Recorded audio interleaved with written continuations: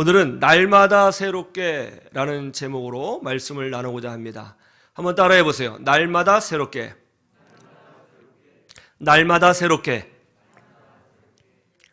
한 정원사가 도랑 주변에서 자라고 있는 가시나무 한 그루를 뽑아서 자신의 정원에 옮겨 심었습니다. 가시나무는 생각했어요. 꽃도 피우지도 못하고 가시만 있는 나를 왜 도랑에서 뽑아서 이렇게 아름다운 정원에 옮겨 심었을까? 내가 무슨 쓸모가 있을까? 그때 정원사가 예리한 칼로 가시나무를 싹둑 잘라버리더니 그 위에 아주 정성스럽게 장미의 싹을 접붙여 주었습니다. 가시나무는 생각했어요. 가시만 있는 나에게 장미를 접붙인다고 해서 내가 장미나무가 될 수 있겠어? 가시나무는 이해할 수 없었습니다. 그래도 정원사가 그렇게 해주니까 한편으로는 기대감은 있었습니다. 혹시나. 세월이 흘러 초여름이 되자 기적 같은 일이 벌어졌습니다. 장미나무를 접붙인 가시나무에서 정말로 장미꽃이 피어나기 시작한 거예요. 그때 정원사가 가시나무에게 다가와서 속삭였습니다. 봐봐, 누가 너를 가시나무로 생각하겠니? 너는 지금 장미를 꽃 피우는 장미가 된 거야. 비록 네가 과거에는 가시나무였지만 지금은 이렇게 아름다운 장미를 꽃 피우고 있으니 완전히 새로운 피조물이 된 거야. 이제 사람들은 너를 보면서 이쁘다고 말해줄 것이고 너의 향기를 맡기 위해서 나비와 벌들이 몰려올 거야. 옛날에는 가시나무였죠. 상처의 가시, 눈물의 가시, 열등감의 가시, 아픔의 가시, 고난의 가시가 있는 가시나무였습니다. 우리 안에 가시가 있죠. 남을 힘들게 하는 이상한 성격의 가시, 욱하는 성품의 가시, 뭔가 통제할 수 없는 욕망의 가시, 습관적으로 일어나는 죄악의 가시가 있죠. 그런데 하나님이 나를 예수 그리스도와 접붙여 주셨습니다. 그래서 몸통은 그대로 가시나무이지만 나에게서 그리스도의 장미가 피어나기 시작합니다. 하나님의 은혜가 내려집니다. 이것이 사실은 오늘 본문 말씀의 핵심이에요. 누구든지 그리스도 안에 있으면 새로운 피조물이라. 보라, 새 것이 되었도다. 할렐루야. 오늘 본문 말씀을 다 요약해주는 하나의 좋은 예화이죠. 기독교 신앙은 항상 두 가지로 흘러갑니다. 첫 번째는 뭡니까? 빙의 문제입니다. 두 번째는 두잉의 문제이죠. 빙은 뭡니까? 존재론에 관한 거예요. 우리가 어떤 존재가 되었느냐의 문제이죠. 두 번째는 뭡니까? 우리가 무엇을 행하느냐의 문제예요. 성경은 항상 순서를 이렇게 두죠. 너는 어떤 존재가 되었다. 그러므로 무엇을 행하라. 이것이 성경이 우리에게 가르쳐주고 있는 영적 순서입니다. 세상은 이렇게 말하죠. 네가 어떻게 행하라. 그러면 구원받을 것이다. 아닙니다. 성경은 전혀 다르게 이야기하고 있습니다. 너는 하나님의 자녀가 되었다. 그러므로 하나님의 자녀답게 행하라. 너는 그리스도의 제자가 되었다. 그러므로 그리스도의 제자답게 행하라. 너는 이미 구원받은 하나님의 백성이다. 그러므로 하나님의 백성답게 살라. 너는 이미 왕같은 제사장이다. 그러므로 탁월한 영적 리더십으로 주의 일을 감당하라. 이렇게 되어 있는 거예요. 항상 성경은 항상 우리가 어떤 존재인지를 규명하고 그런 다음에 그 존재에 걸맞는 행동과 행위와 결단을 하라고 늘 말씀하고 있는 것입니다. 오늘 말씀을 보면 우리를 향하여 너희는 새로운 피조물이라 라고 분명히 선포하고 있습니다. 새 것이 되었도다 라고 선포하고 있습니다. 그러면 우리는 질문해야 됩니다. 우리가 새로운 피조물이 되었다면 새로운 피조물은 어떻게 살아야 하는 것입니까? 하나님의 자녀가 되었도다. 그러면 하나님의 자녀답게 살아야 되는 것이죠. 그럼 새로운 피조물이 되었습니다. 새로운 존재가 되었습니다. 그럼 새로운 존재가 된 사람은 어떻게 살아야 하는 것입니까? 우리는 그런 질문을 가져야 되는 것입니다. 오늘 성경은 이렇게 이야기하고 있습니다. 새로운 피조물이 된 존재는 첫째로 목적이 새로운 인생을 살아야 한다는 것입니다. 한번 따라해 보세요. 목적이 새로운 인생을 살라. 오늘 본문 말씀 14절에서 15절 보시죠. 14절, 15절, 14절, 15절 우리 같이 볼까요? 시작. 그리스도의 사랑이 우리를 관건하시는도다. 우리가 생각하건대 한 사람이 모든 사람을 대신하여 죽었은즉 모든 사람이 죽은 것이라.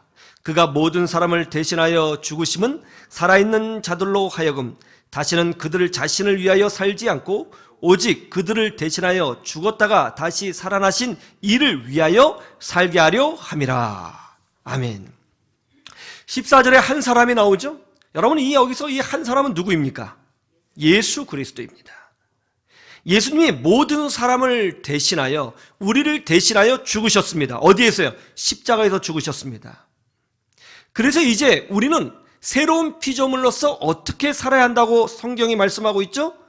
주께서 우리를 위하여 죽으셨은즉 이제 우리는 주를 위하여 살아야 한다고 성경은 말씀하고 있어요.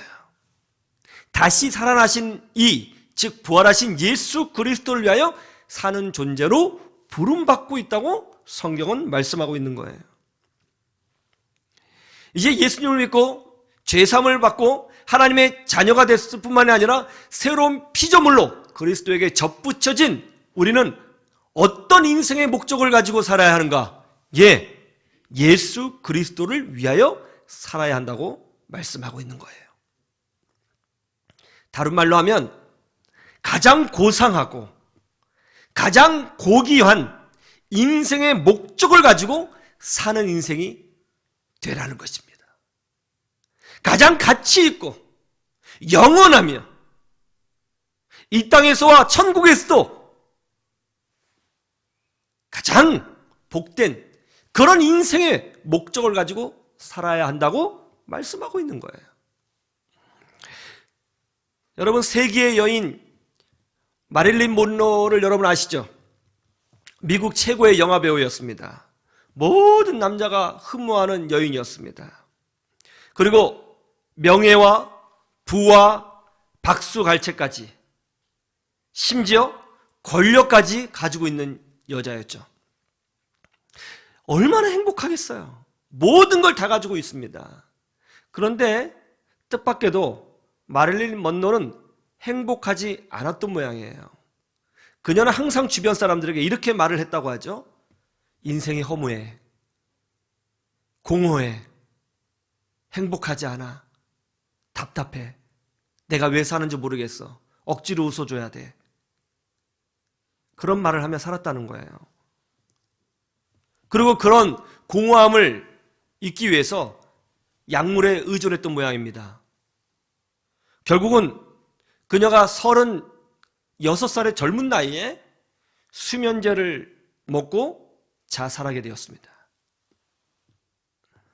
사람들은 마릴린 먼로가 자살이 아니라 음모다, 타살이다 이렇게 이야기합니다. 그렇게 말하는 사람들이 있어요. 그런데 중요한 건 뭐냐면 평소에 그녀가 했던 말이 중요하다는 거죠. 공허해, 하나도 행복하지 않아, 답답해, 재미가 없어. 이 세상에서 제일 좋은 집에 살고 명예를 가지고 박수갈채를 받고 제일 좋은 고급차를 타고 모든 사람들의 사랑을 받았던 그녀가 죽기 직전에 했던 말은 공허해, 재미가 없어, 행복하지 않아, 그거였다는 거예요. 좋은 옷을 사면 한 몇 주간은 기분이 좋죠. 좋은 차를 사면 몇 달간 기분이 좋습니다. 좋은 집을 사서 들어가면 한 1, 2년은 행복합니다. 그러나 거기까지입니다. 영원하지 않죠. 그런 것들이 내 인생을 고상하게 만들고 그런 것들이 내 인생의 가치를 높여주고 그런 것들이 내 인생의 목적에 거룩함을 더해주는 것은 아닙니다. 어떤 인생이 가슴 벅찬 인생을 살 수 있는가? 어떤 인생이 하나님께서 부르실 때에 정말 후회 없는 인생으로, 가장 영광스러운 인생으로 마무리할 수 있겠는가? 그 당시에 마릴린 먼로와 쌍벽을 이루던 여배우가 한 명이 더 있었죠. 누굽니까? 에반스 콜린입니다. 마릴린 먼로와 에반스 콜린은 서로 라이벌 관계였습니다. 그래서 언론에서는 연일 두 여배우의 사진을 띄워놓고 누가 더 연기를 잘하는지, 누가 더 섹시한지, 누가 더 영향력이 큰지, 인기가 많은지 그렇게 보도하고 비교하고 그렇게 하곤 했습니다. 그런데 어느 날 에반스 콜린이 은퇴를 선언한 거예요. 그러자 기자들이 와서 물었습니다. 아니 지금 최고의 전성기인데 왜 은퇴를 하시는 겁니까? 그러자 에반스 콜린이 이렇게 말을 했죠. 지금도 신문에 그대로 있습니다. 그 내용이. 저는 지금 사랑에 빠졌습니다. 그 사랑 때문에 저는 이 일을 더 이상 할 수가 없습니다. 그분과 함께 하기 위해서 할리우드를 떠날 것입니다. 기자들이 물어요. 사랑에 빠졌다고요? 그러면 그 남자가 누굽니까? 그분은 바로 예수 그리스도입니다. 내가 그분을 선택한 것이 아니라 그분이 먼저 저를 찾아와 주셨고 저를 선택해 주셨습니다. 나를 그분의 몸에 접붙여 주셨습니다. 저는 새로운 존재가 되었습니다. 이제는 다른 인생을 살고 싶어요.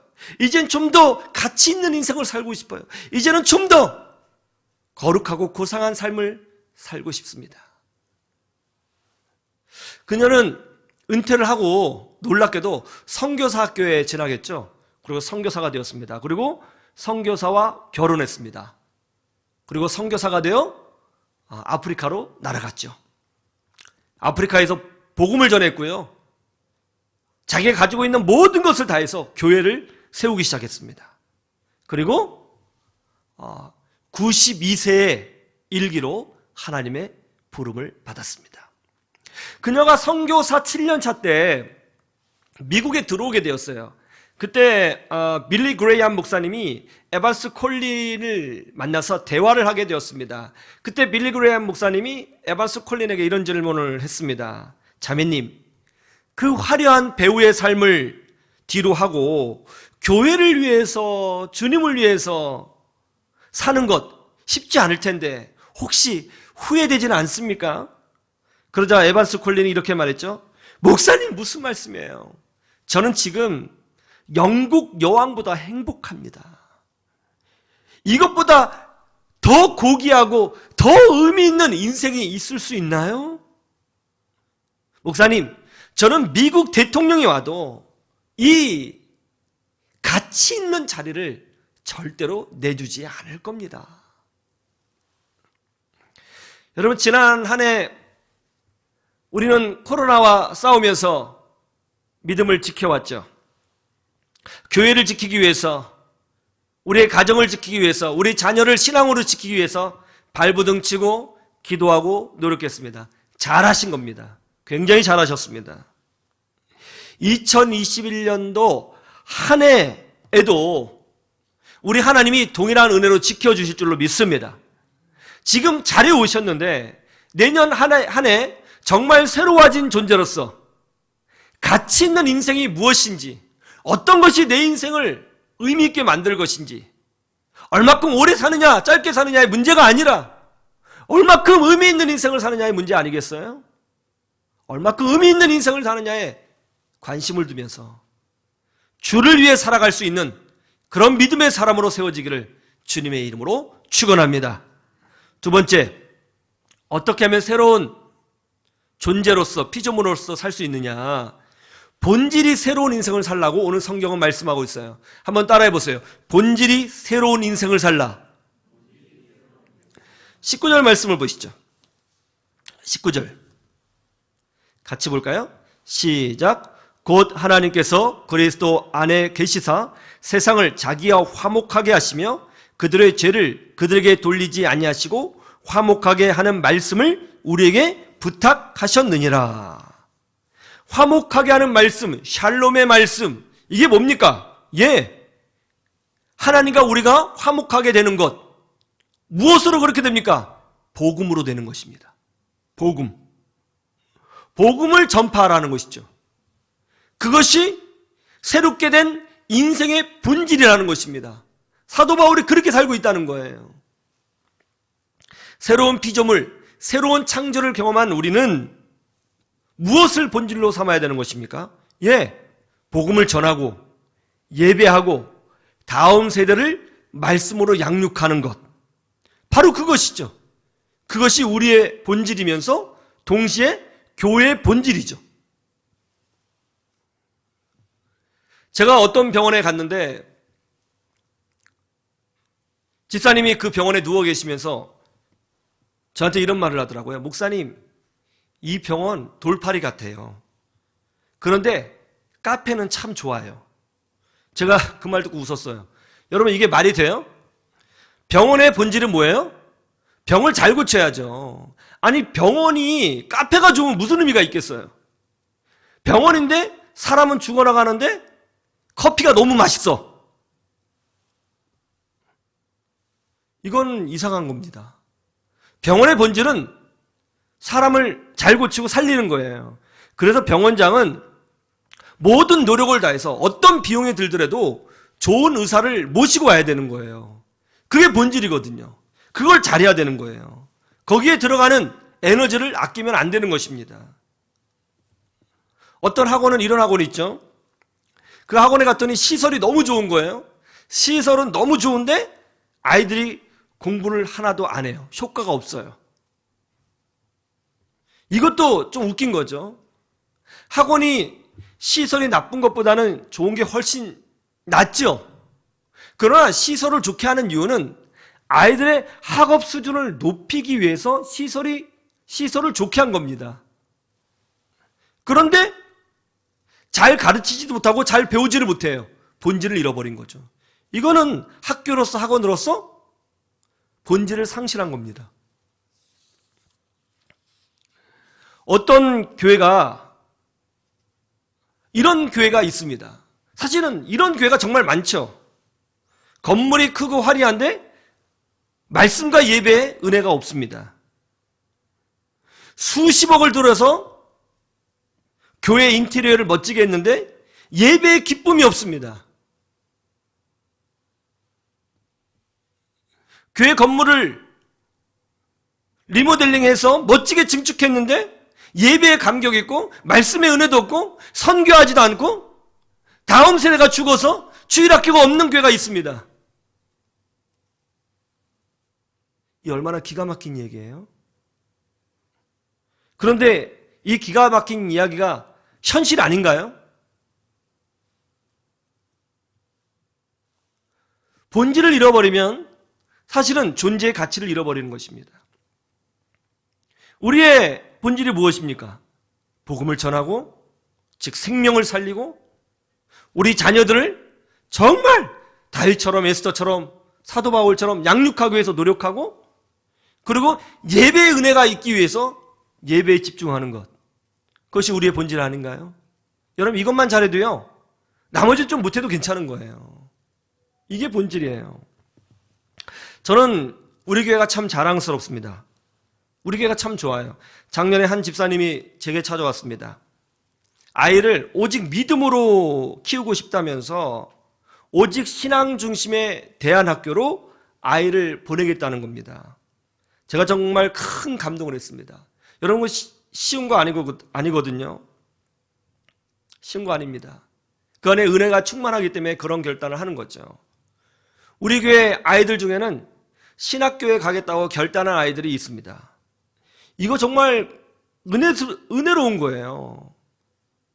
교회가 은혜가 넘치고 뜨겁고 부흥하고 성장할 때 나타나는 현상, 이 교회에 정말 은혜가 임하고 있다. 라고 했을 때 나타나는 현상 중에 하나가 뭐냐면 신학교에 가는 아이들이 많아진다고 합니다. 은혜가 있을 때의 특징이래요. 요즘 누가 신학교 가려고 해요? 안 하려고 하잖아요. 그런데 가겠다고 하는 아이들이 있어요. 영적으로 말라버린 이 시대에 영적으로 부유함을 누리고 있는 모습들을 우리 교회 성도들이 보여주고 있어요. 정말 귀합니다. 정말 귀하죠. 우리 교회가 정말 신경 써야 될 건 뭐냐면 바로 이런 부분이죠. 다음 세대를 어떻게 양육할 것인가? 그리고 어떻게 우리가 예배를 은혜롭게 드릴 것인가? 그리고 우리가 어떻게 복음을 전할 것인가? 이것에 우리가 에너지를 집중해야 되는 것입니다. 우리는 새로운 피조물이에요. 본질을 새롭게 규정하고 그 본질을 따라가는 사람이 돼야 되는 것입니다. 그래야 제대로 가는 것입니다. 우리의 본질은 예배이고 선교이고 다음 세대를 양육하는 것입니다. 이것만 잘해도 승리합니다. 이것만 잘해도 이 시대 가운데 등대가 될 수 있습니다. 이것만 잘해도 하나님이 동행해 주시고 채워주시는 줄로 믿습니다. 이 믿음으로 승리하시기를 주님의 이름으로 축원합니다. 세 번째, 새로운 피조물은요, 믿음의 삶이 새로운 인생이 돼야 된다는 것입니다. 한번 따라해 보세요. 믿음의 삶이 새로운 인생이 되라. 우리 18절 말씀 보십시오. 자, 새로운 피조물이 누리는 직분이 있다는 거예요. 18절 말씀 같이 볼까요? 시작. 모든 것이 하나님께로서 났으며 그가 그리스도로 말미암아 우리를 자기와 화목하게 하시고 또 우리에게 화목하게 하는 직분을 주셨으니, 우리에게 주신 직분이 뭐라고 고백하고 있어요? 무슨 직분이요? 화목하게 하는 직분이라는 거예요. 화목하게 하는 직분. 대전 새로남교회 오종호 목사님이 이런 간증을 하셨습니다. 오종호 목사님이 대전 새로남교회에 처음 부임했을 때에 전임 목사님이 서울로 떠나셨다고 합니다. 그래서 남아있는 성도들 사이에는 갈등과 분열이 일어났습니다. 교회가 아주 혼란스러웠습니다. 목사님은 그저 기도할 수밖에 없었다고 합니다. 그런데 그 와중에 재정부 안에서 재정사고가 일어나게 되었어요. 직분자들이 이제 목사님이 떠나고 난 다음에 이제 성도들만 있잖아요. 이제 직분자들이 좀 더 잘해보겠다고 뭔가 이제 했는데 그것이 오히려 잘못돼가지고 이제 문제가 생긴 거예요. 큰 손해가 나버린 것입니다. 교회가 시험에 빠졌습니다. 그때 목사님은 이 문제를 놓고 기도하다가 이걸 어떻게 해야 되는가? 이걸 어떻게 해야 되는가? 어떻게 해야 되는가? 고민하다가 이건 믿음의 문제다. 이건 믿음의 문제다. 교회를 세우고자 하시는 하나님의 뜻이다. 라고 결단을 하고 이 손해본 재정에 대하여 결선 처리를 하지 않겠다고 이제 교인들에게 선포했다고 합니다. 그리고 하나님께서 채워주시기를 위해서 기도하자고 이제 목사님이 격려를 했다는 거예요. 그리고 목사님이 정말 이 문제를 놓고 교회가 시험에 들지 않기 위해서 간절히 기도를 했다는 거예요. 이제 막 교회에 부임하자마자 이런 일이 생겼으니 얼마나 힘들었겠습니까? 또 교회 안에 갈등이 있고 다툼이 있고 또 교회에 막 부임했으니 교인이 누가 누군지도 잘 모르겠고 교인들 한 분 한 분 성품과 신앙 상태도 잘 모르겠고 너무너무 혼란스러웠다는 거예요.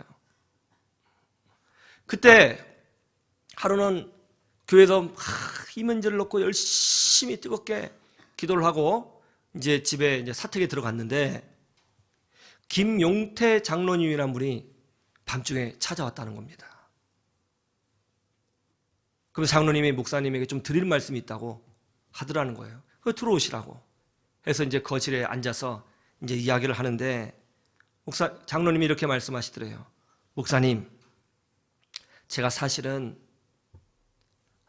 우리 집사람 권사하고 이야기를 많이 했습니다. 제가 교회를 위해서 기도하는데 하나님이 이런 마음을 주셨습니다. 내가 장로가 된 것은 이때를 위함이 아니겠느냐. 이때를 위함인지 어찌하느냐. 그래서 저희 권사하고 의논을 많이 했는데요. 이 교회의 재정 어려운 거 저희가 다 감당하겠습니다 하면서 거금을 내놓더라는 것입니다. 이 이야기가 교회 내에 퍼진 거예요. 그러니까 막 이렇게 저렇게 말을 했던 사람들이 입을 다 닫더니 교회가 그렇게 잠잠해지고 화목해지더라는 것입니다. 그리고 교인들이 자부심을 갖더래요. 우리 교회가 이런 교회라고, 우리 교회에 이런 분 계시다고. 그러면서 성도들이 감동을 받으면서 눈물을 흘리며 기도하기 시작하고 찬양하기 시작하고 예배에 집중하기 시작하고, 오히려 이 위기가 교회를 더 단단하게 만들고, 위기가 교회를 더 화목하게 만들고, 위기가 교회를 더 힘있게 만드는 기회가 됐다는 거예요. 그러면서 오정호 목사님이 하는 말씀이 그때 이후로 정말 기적같이 교회가 부흥하기 시작하더라는 것입니다. 그래서 대전에서는 정말 큰 영적 영향력을 발휘하고 있는 교회로 성장하게 되었다. 그렇게 간증하는 이야기를 들었습니다. 화목하게 하는 직분을 보여준 것이죠. 이 얼마나 아름다운 이야기입니까? 여러분, 이 이야기가 어디 그 교회만의 이야기예요? 저는 우리나라 대한민국 교회에 이런 분들 정말 많다고 저는 생각합니다. 정말 교회를 아끼고 사랑하는 분들 많습니다. 한국교회 아직 살아있습니다. 한국교회 여전히 기도하는 분들 많습니다. 할렐루야. 예, 이런 분들 많아요.